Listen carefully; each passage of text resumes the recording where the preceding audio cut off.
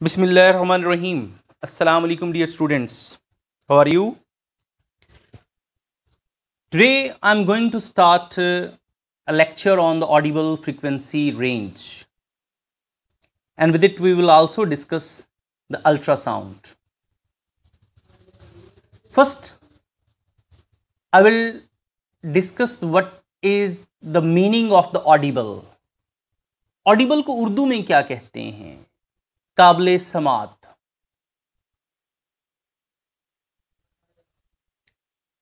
समात का मतलब सुनना, यानी इसका मतलब ये हुआ कि ऑडिबल फ्रीक्वेंसी रेंज का मतलब है कि it will be the range of frequencies which a human ear can hear, यानी इंसानी कान फ्रीक्वेंसीज की कितनी रेंज को सुन सकता है। इस ज़मीन पर बहुत सारे ऐसे एनिमल्स हैं, बहुत सारे ऐसे इंसेक्ट्स हैं जो बहुत ज़्यादा हाई फ्रीक्वेंसी की साउंड प्रोड्यूस भी करते हैं, सुनने की सलाहियत भी रखते हैं, और बहुत ज़्यादा लो साउंड्स भी प्रोड्यूस कर सकते हैं और उनको सुनने की सलाहियत भी रख सकते हैं, लेकिन हमारे लिए वो इनऑडिबल हैं। आज हम डिस्कस करेंगे कि हमारी जो रेंज है वो कितनी है, जो ह्यूमंस हैं वो कितनी रेंज की जो साउंड सुन सकते हैं। We can hear the sounds ranging from 20 hertz to 20 kilohertz, mean 20,000 hertz. जो सबसे कम लोएस्ट ऑडिबल साउंड है जो हम सुन सकते हैं, वो उसकी जो लोअर लिमिट है वो 20 हर्ट्ज है, और जो सबसे ऊंची आवाज हम सुन सकते हैं उसकी जो अपर लिमिट है वो 20 किलो हर्ट्ज है। मतलब ये हुआ कि फर्ज करें कि कोई किसी ने आपके कान में विस्पर की है, सरगोशी की है, और आप बमुश्किल उसको सुन पाएं, तो उस साउंड की फ्रीक्वेंसी कितनी होगी? 20 हर्ट्ज। और 20,000 हर्ट्ज की फर्ज करें कि भी किसी बच्चे ने चीख मारी बहुत जोर से, या कहीं कोई धमाका हुआ है और वो आपके कान के पर्दे में ज़बरदस्त किस्म की वाइब्रेशन प्रोड्यूस करने वाली साउंड, जिससे आपके कान के पर्दे में दर्द हो, उसे हम क्या बोलते हैं? Highest Audible sound. ओके, तो ये रेंज है 20 से लेके 20 किलो हर्ट्ज तक।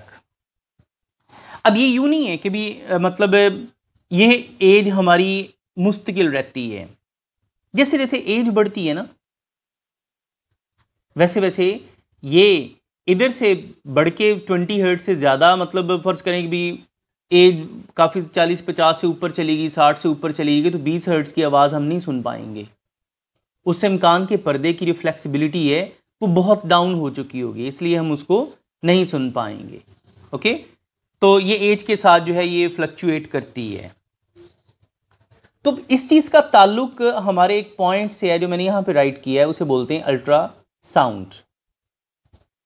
The sounds whose frequencies are less than the 20 hertz are called infrasonics, यानी वो साउंड जिनकी फ्रीक्वेंसी 20 हर्ट्ज से कम है उन्हें हम क्या बोलते हैं? Infrasonics. They are inaudible to human ear. मैंने अभी जो लेक्चर का जो सिस्टम है वहां पे सेट करने जा रहा हूं कि ये तो होगी ना ऑडिबल रेंज, इसे हम क्या बोलते हैं? Audible range.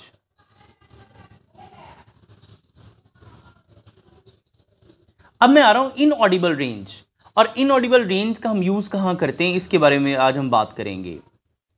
यानी जो 20 हर्ट्ज से कम की साउंड्स हैं वो भी इनऑडिबल हैं, and the sounds whose frequencies are greater than the 20 kilohertz are also inaudible. ये जो लेस वाली हैं इन्हें कहते हैं इंफ्रा, लेस कम, सोनिक्स साउंड से निकला है, तो इंफ्रासोनिक्स जो हम नहीं सुन सकते, जो 20 हर्ट्ज से कम की साउंड्स हैं, और वो जो साउंड्स 20 किलो हर्ट्ज से ज्यादा की होंगी उन्हें कहेंगे ultrasonics. The use of ultrasonics is called the ultrasound. यानी अल्ट्रासोनिक्स का जो हम यूज करते हैं उसका नाम क्या है जी? अल्ट्रासाउंड। अल्ट्रासाउंड बेसिकली हम आज एक बात करेंगे कि एक इंस्ट्रूमेंटल यूज उसका, जो अल्ट्रासाउंड जो इंस्ट्रूमेंट के तौर पे बनाया गया है उसका जो स्ट्रक्चर है वो तकरीबन ऐसा होता है।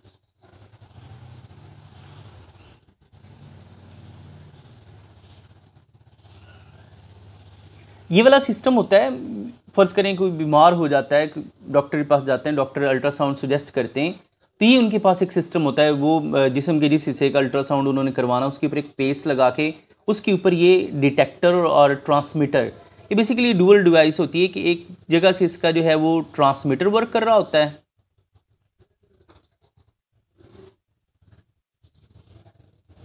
और दूसरी जगह से वो रिसीव कर रहा होता है, रिसीवर या डिटेक्टर। ठीक है, ये जो डिवाइस है ना सबसे पहले एक मतलब इटालियन साइंटिस्ट ने बनाई थी, फ्रांसिस गैल्टन, और उसने अपनी जो डिवाइस सबसे पहले जो बनाई थी ना उसका नाम भी उसने गैल्टन विसल रखा था, यानी वो एक बेसिकली विसल टाइप थी, गैल्टन विसल। ओके, और ये जो है वो बनाई गई थी 1893 में। तो आजकल तो तकरीबन हर दूसरा डॉक्टर मरीज़ को देखने से पहले कहता है कि आप अल्ट्रासाउंड करवा के लाएं। जैसे ही मतलब कोई चीज़ आता है सिस्टम के, मुझे पेट में दर्द है, तो वो फिर डॉक्टर्स अपनी हेल्प के लिए काम कर रहे होते हैं कि उन्हें आइडिया हो जाए कि किस ऑर्गन में इशू है। ठीक है, तो अब हम आते हैं कि अल्ट्रासाउंड के हम यूजेस किस तरह करते हैं।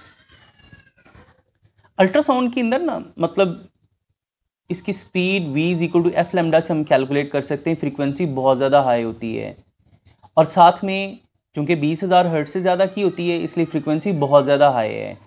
वेव लेंथ है इनकी रेंज बनती है तकरीबन 1.90 सेंटीमीटर की रेंज में, तो इसलिए ये ज़बरदस्त एनर्जी रखती हैं।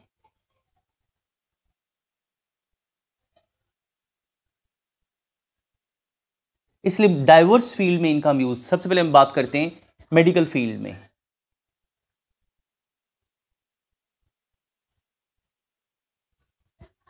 मेडिकल फील्ड में जो है लेट्स सपोज दो तरह के काम होते हैं, एक होता है डायग्नोस्टिक टेक्निक और दूसरी की होती है ट्रीटमेंट टेक्निक। तो डायग्नोस्टिक टेक्निक में हम जो सिस्टम डिस्कस करते हैं उसमें मैं सोनोग्राम के बारे में आपको बताऊंगा।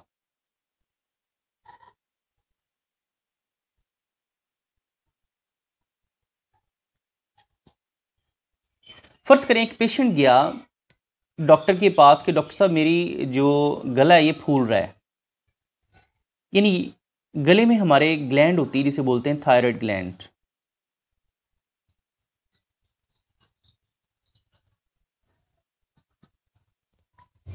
थायराइड ग्लैंड को ब्लड सप्लाई जब मिलती है ना तो उससे एक मिनरल आता है जिसे बोलते हैं आयोडीन। आयोडीन की मदद से एक हार्मोन प्रोड्यूस करती है जिसका नाम है थायरॉक्सिन। ये बेसिकली हमारा एनर्जी बूस्टर है। किसी बंदे में अगर इस हार्मोन की कमी हो जाए तो उसका एनर्जी लेवल डाउन हो जाता है। बाज़ वक़्त होता क्या है कि मरीज़ शिकायत लेके गया कि भी डॉक्टर साहब मैं बहुत ज़्यादा जल्दी थक जाता हूँ, तो वो दो तरह के टेस्ट करवाते हैं, एक डायबिटीज़ का कि मतलब शुगर जिसे आम जुबान में कहते हैं, तो जो हाइपोग्लाइसीमिया की कंडीशन को वो टेस्ट करते हैं डायबिटीज़ के टेस्ट में, दूसरा ये थायराइड ग्लैंड का टेस्ट करते हैं। तो अगर आयोडीन इसमें प्रॉपरली यूज़ नहीं हो रही तो इट मीन्स ये अपना काम करना छोड़ चुका है।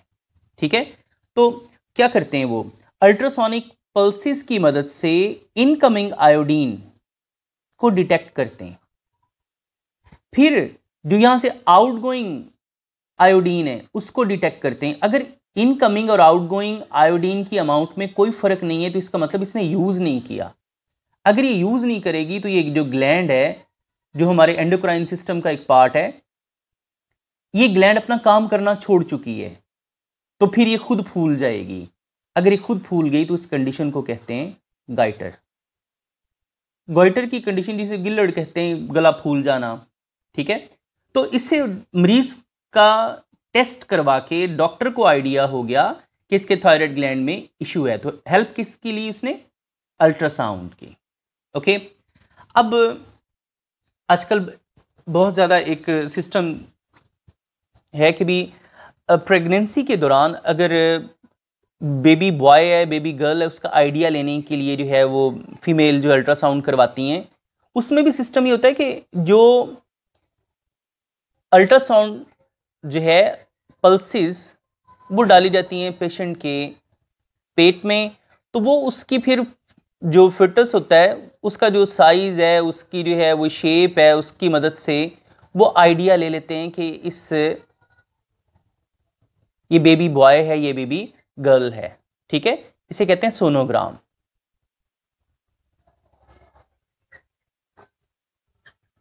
ओके, इसके अलावा अगर हमारी किसी मेन आर्टरी में ब्लड क्लॉट हो जाए तो ब्लड क्लॉटिंग को भी ब्रेक करने के लिए डाली जाती हैं अल्ट्रासोनिक पल्सेस। ये सारी जो है हमने बात की जो है वो ट्रीटमेंट के हवाले से है, दूसरे नंबर पे जो है वो डायग्नोस्टिक टेक्निक्स के हवाले से है।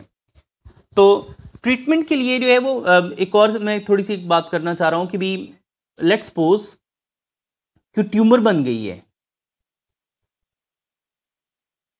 अब होता क्या है कि अल्ट्रासोनिक पल्सेस जब इसके अंदर डाली जाएंगी तो वो जो ट्यूमर्स हैं वो जो नॉर्मल टिश्यूज से जो उनकी रिफ्लेक्शन है, सिस्टम यही है कि आपने जब ट्रांसमीटर से उन वेव्स को जो है वो भेजना है तो इधर से वो डिटेक्ट होके यानी वापस आनी होती हैं, ये इनकमिंग और ये कौन सी है रिफ्लेक्टेड।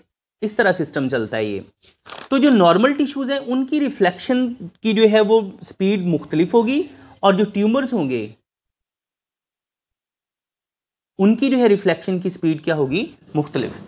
तो इस वजह से ना वो उन फिर रिफ्लेक्टेड वेव्स को एम्पलीफाई किया जाता है, एम्पलीफाई करके उसका इमेज बना लिया जाता है।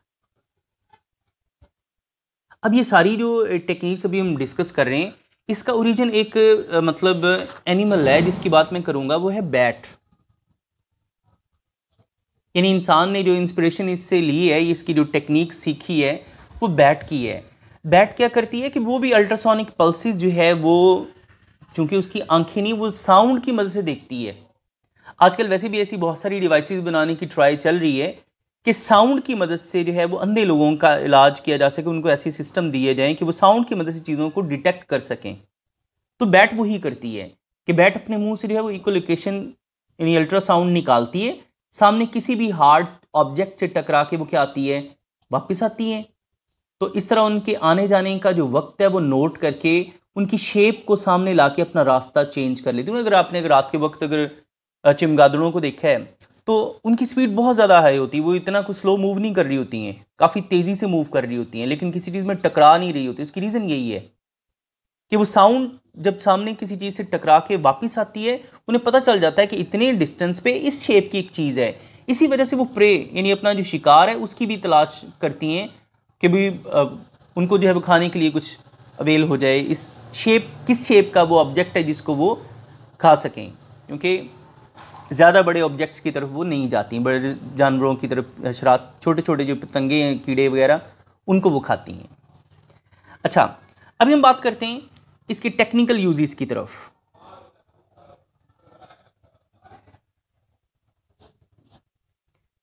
इसके लिए जो सिस्टम डिज़ाइन किया जाता है उसे कहते हैं sonar, sound navigation and ranging system, यानी साउंड की मदद से नेविगेट करना। तो मैं इसमें सबसे पहले बात करना चाहूँगा कि शिप्स की मदद से डेप्थ फाइंड करना सी की।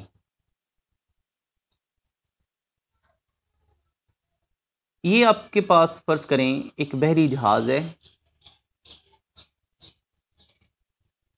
ये इसका ट्रांसमीटर है और ये इसका डिटेक्टर है और ये समंदर की बेस है।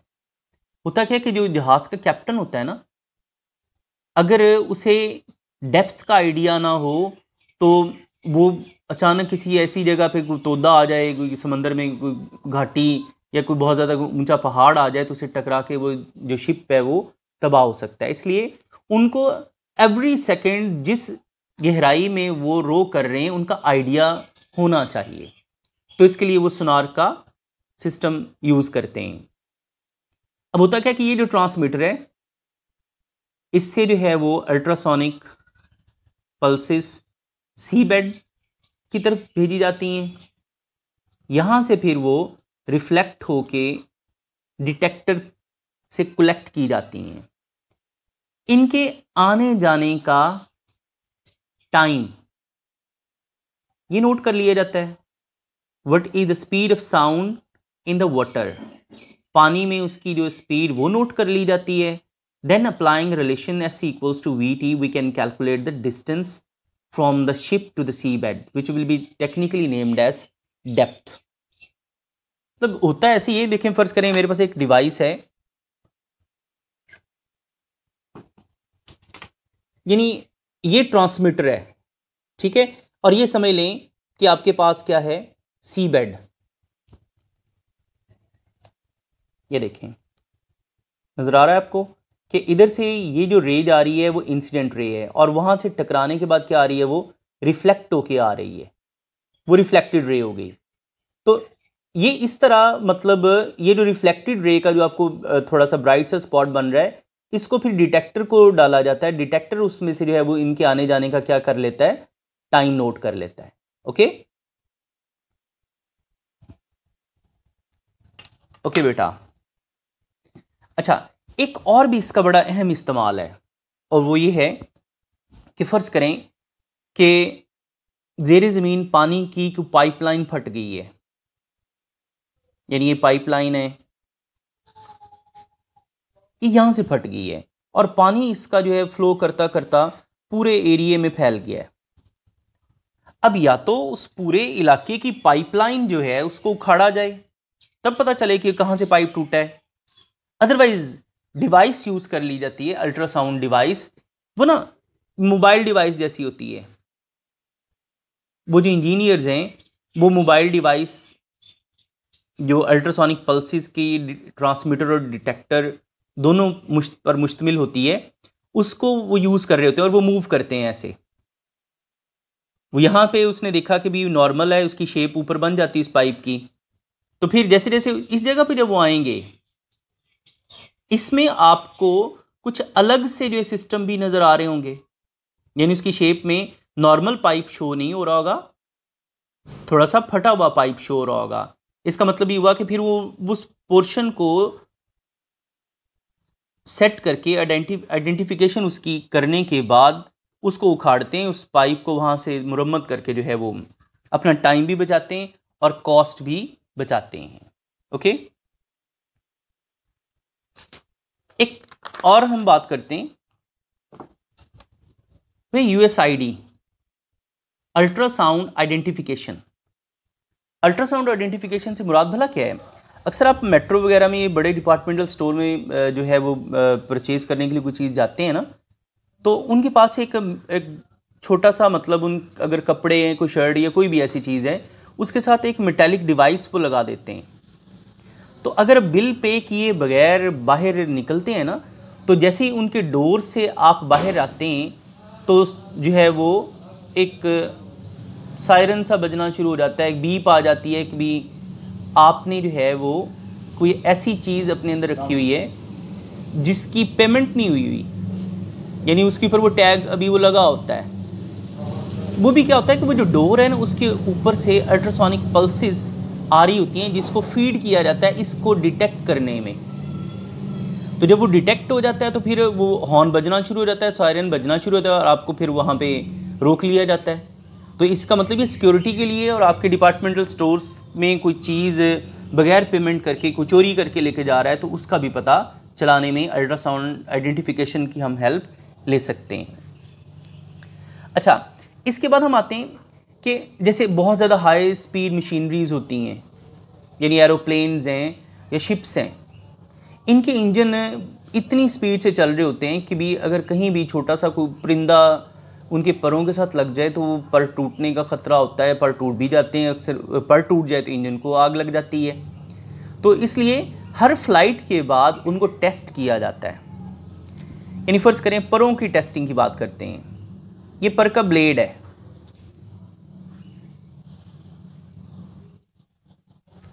एक नॉर्मल मैंने बनाया और एक के ऊपर हल्का सा क्या आ चुका है, क्रैक।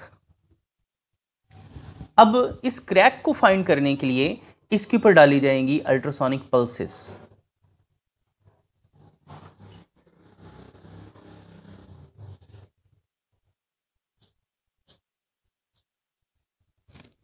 अच्छा, जब अल्ट्रासोनिक पल्सेस इसके ऊपर डाली जाएंगी तो ये जो नॉर्मल साइज का ब्लेड होगा उसमें बिल्कुल बेस से टकरा के वो वापस आ रही होंगी ऐसे। इससे जो उनकी स्क्रीन पे ग्राफ बनता है ना, वो उसकी पीक काफ़ी हाई होती है क्योंकि उन्होंने टोटल जो है वो बेस से टकरा के वो ऊपर आई हैं। लेकिन अगर कहीं कोई जो है वो क्रैक आ चुका है, कोई फ्लॉ आ चुका है, तो उसमें फिर ग्राफ कैसा होगा, यानी यहाँ से ये टकरा के इधर से यूं वापस आ जाएंगी, ये जल्दी वापस आ जाएंगी। इन्होंने ज़्यादा टाइम लिया, इन्होंने थोड़ा कम टाइम लिया, इसलिए इसका जो ग्राफ बनेगा उसकी पीक कुछ ज़्यादा हाई नहीं होगी और वो इरेगुलर फॉर्म में होगी क्योंकि वो टूटी हुई शेप जो है वो क्रैक की सूरत में वहाँ पे वो शो हो रहे होंगे। It means by using ultrasound we can find the cracks and the flaws in the high speed machineries. अच्छा, इसके बाद हम आते हैं वाटर बॉडीज के अंदर, यानी फर्ज करें जैसे रावल डैम है,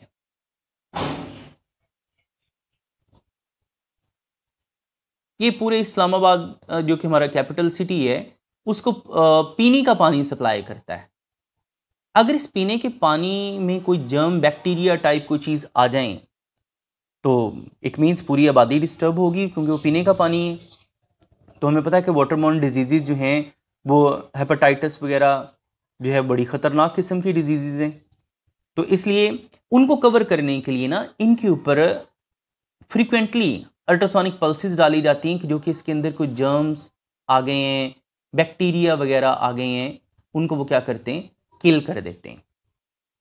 ओके, तो लो बेटा, ये आज आपका अल्ट्रासाउंड का आर्टिकल जो कि इस चैप्टर का आखिरी आर्टिकल था वाइंड हो गया। तब इंशाल्लाह नेक्स्ट आर्टिकल में हम न्यूमेरिकल्स करेंगे। तो आप ये जितनी भी आपको मैंने ये चीज़ें बताई हैं इनको जो है वो पॉइंट्स की शेप में आप राइट कर लेंगे। ओके, बेसिकली ये सवाल कैसे आता होता है, define ultrasound, give its uses. अगर ये एक्सटेंसिव क्वेश्चन में आया है तो फिर आपको यूजेस में थोड़ा सा डाइवर्सिटी लाने के लिए ना कोई एक यूज़ आप ले लें, मेडिकल यूज़ से एक ले लें, टेक्निकल से। टेक्निकल से बोला क्या मुराद है, ये जो हमने मशीनरीज का जो सारा सिस्टम डिस्कस किया है इसे टेक्निकल यूज़ कहते हैं। और तीसरा ये वाला जर्म्स एंड बैक्टीरिया वाला ले लें, आपका जो क्वेश्चन है वो वाइंड हो जाएगा। ठीक है, मेडिकल यूजेस में आप वो बेबी वाला वो कंफर्म करें, साथ में एक डायग्नोस्टिक टेक्निक वाला हो जाएगा और एक ट्रीटमेंट वाला हो जाएगा। ट्रीटमेंट में फिर आप वो ब्लड क्लॉटिंग को राइट कर देंगे। ओके ओके बेटा, अल्लाह हाफिज़।